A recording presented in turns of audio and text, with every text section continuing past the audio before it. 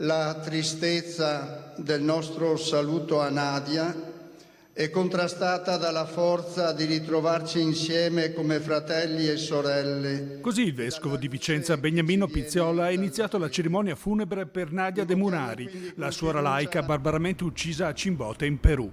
Per ospitare il maggior numero di persone e rispettando le norme anti-Covid, il funerale è stato organizzato al Palasport. L'omelia invece è stata proferita dal vescovo di Huari, Giorgio Barbetta, che aveva accompagnato Nadia nel suo ultimo impegno, organizzare asili nido gratuiti per centinaia di bambini soli, un angolo di paradiso nell'inferno della baraccopoli peruviana.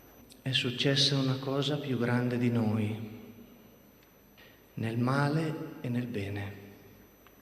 La commozione è densa, palpabile. Oggi Schio si è davvero fermata per accogliere Nadia, a partire dal mattino, con la camera ardente allestita in Duomo. Sì, abbiamo decretato 3 giorni di lutto cittadino e abbiamo chiesto alla Regione e allo Stato di essere vicino a noi e ci è stato concesso. Come amministrazione comunale abbiamo portato oggi in giunta un documento per il quale sosterremo i costi di rientro di Nadia dal Perù. Vogliamo dare un messaggio, cioè tutto ciò che viene raccolto non deve essere speso per i costi vivi di questo funerale, ma deve essere devoluti a proseguire la missione che Nadia stessa stava portando avanti. In questi giorni abbiamo davvero sentito tutti quanti una grande partecipazione, come se fossimo tutti, pur essendo anime diverse, una grande famiglia.